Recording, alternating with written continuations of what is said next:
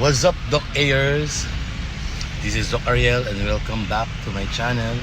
And for today's video, it's 8 a.m. in the morning. 8 a.m. in the morning. It's 8 a.m. and we're heading to Quezon Memorial Circle para mag-jogging. Actually, in preparation for my Philippine Dental Association badminton tournament on this Sunday.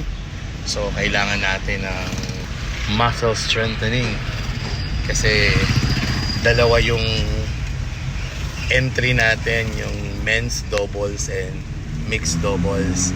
Magpalakas, endurance. Samahan nyo ko as I journey in muscle strengthening in Quezon Memorial Circle.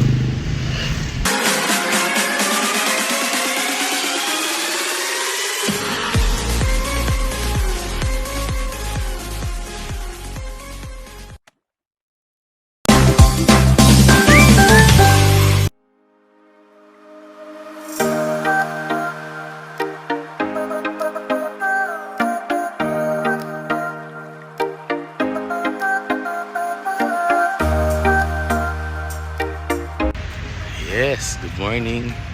Dito na tayo sa circle. Actually, medyo nahirapan ako mag-park. Ewan ko bakit. Parang ang dami yata ng tao ngayon this morning dito sa circle. Yan. Dito na tayo sa Quezon Memorial Circle. Yan. Start na tayo ngayon.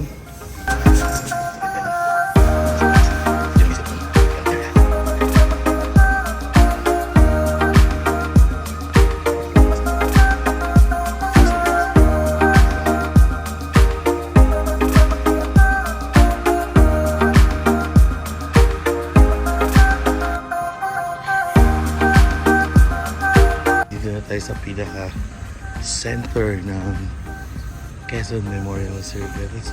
So yan. Dati dito ako madalas umikot. I was here siguro mga 6 a.m., 7 a.m. Ay ngayon medyo late na. 9 o'clock na. So yan, ikot-ikot lang. So marami pa rin medyo na. Actually parang tapos na yung mga nagja-jogging kasi medyo mainit na.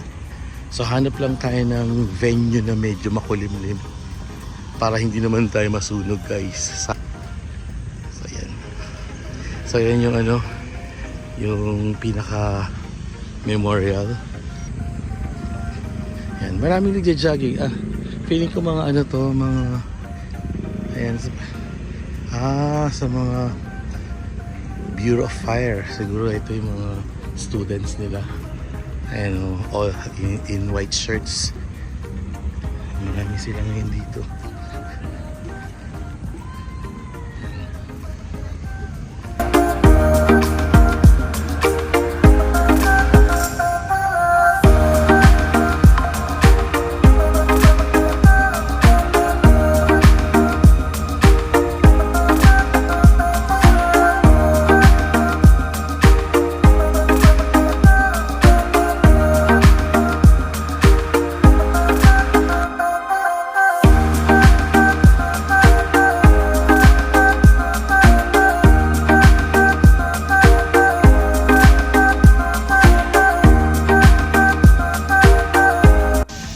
Tapos tayo ng stretching, guys. Medyo tagak-tagahagan yung pawis na. Sobrang nakakapagod. Ngayon lang ulit ako nag-stretching. Tagal ng panahon pero laro ng laro. So important, guys, sabi ng rehab doctor ko kasi nagkaroon ako ng injury sa tendon Achilles. So nagkaroon ako ng tendinitis. Kaya daw nagkakaroon ng muscle pain kasi yung mga maliliit na muscle, sila yung masyadong nagagamit natin over sa malalaking muscle. So we need to strengthen all our muscles para mag-work lahat. So lalo na yung mga maliliit, hindi sila yung, kasi since yung maliliit mga medyo nasa loob pa sila, unlike yung malalaking muscle. So kapag hindi natin napalakas yung mga bigger muscles natin, ang naapektuhan yung mga maliliit. Kaya nagkaroon ako ng tendinitis. Sabi ng doktor, kailangan ng strengthening of muscle. So before kang any sports, bago ka maglaro, you need to mag-warm up muna. At least 15 to 30 minutes.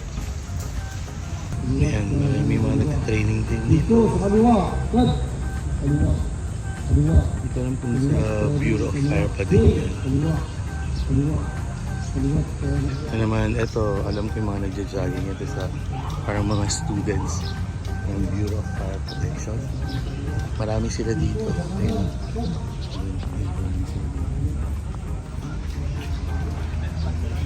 So pasalungot ako sa kanila kasi yung lamig, yung lilim nandito sa side. Dito tayo sa side ng circle. Medyo malilim. Grabe rin training ng mga sa Bureau of Fire na to. Merong binibigay na straw sa kanila eh. Siguro they need to have at least 6 or 10 straws para matapos nila yung pag-ikot dito sa oval na to ng circle. Ayun, may mga hawak sila eh, mga straws. So ayun, marami silang hawak.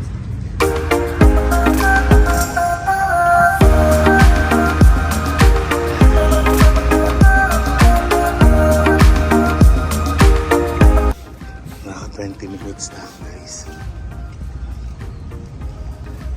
dito sa Quezon Memorial Circle na wherein yung araw ay tirik na tirik.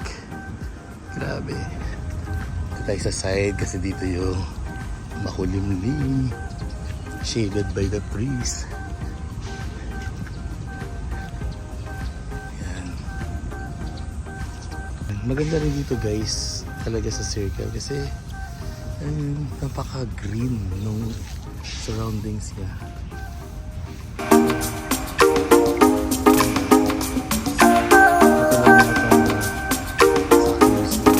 Area yan na maintain ay nakalagay yung panatiling malinis. Ganda.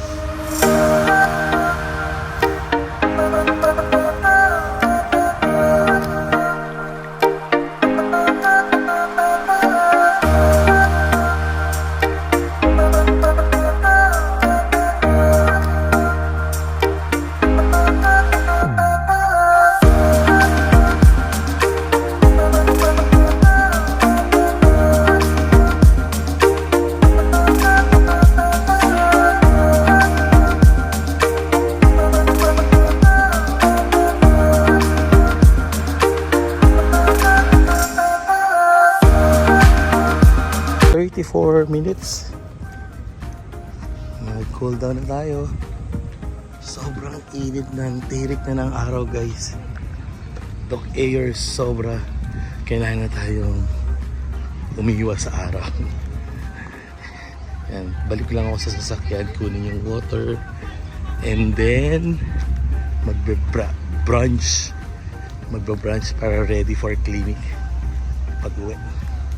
I remember during the time na yung Pokemon saga, sobrang sikat na sikat yung Pokemon. Di ba? Ang daming tao dito para lang mag-Pokemon.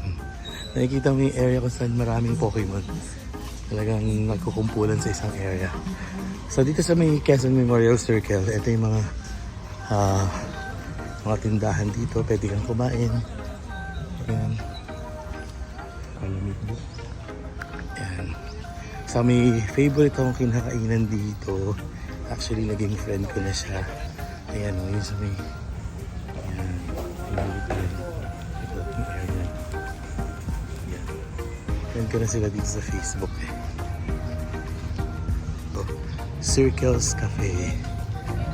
Favorite ko dyan. Hello po. Sige po. Dati po kayo kumakain dito? Oo. Buti nandito kayo uli. Oo po. Oo. Ito yun, Hindi nyo na ako nakilala.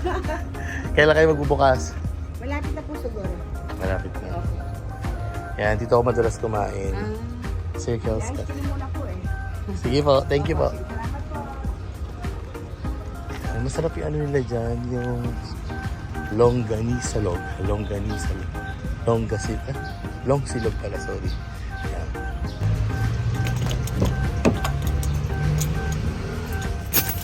Palit ko lang. And we need to hydrate. Sobrang init na yun.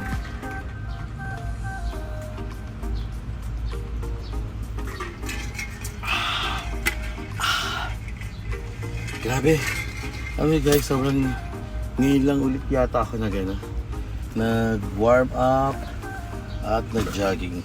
So, previous mga practices ko ng badminton, every morning or after 2 days, sobrang sakit ng katawan ko. Eh dati hindi ko naman na-experience yung gano'n. Eh, lalo na ngayon, this coming Sunday, yung dental tournament namin sa badminton. So I need to strengthen my muscles. Kaya nag-decide ako na exercise, mag-warm up, mag-brisk walking para mas fit ako. Pero hindi ko naman sasagarin kasi baka naman magkaroon ng inflammation ng muscles. Ayun. So ngayon, punta tayo ngayon sa Tropical Hut para kumain ng breakfast. Tara, samahan niyo ako, Doc Ayers. Open field na badminton. Ayan yung court. Ayan, maganda rin dito. Pero hindi pa ako nakakalaro dyan. And isang maganda dito sa circle yun. Yung mga pang-gym sila dito. So ito yung open court ng badminton. Nung time ng pandemic, ang sarap dito. Kasi, siyempre, wala kang ginagawa. Close yung clinic for 3 months. So, wala. Tambay lang ako dito. Yan. Nakaupo ako dyan habang nanonood ng badminton. Yan. Ito yung way papuntang restaurants dito. So, meron ditong Bacolod Chicken Inasal. May Tropical Hut. Meron Max's Restaurant.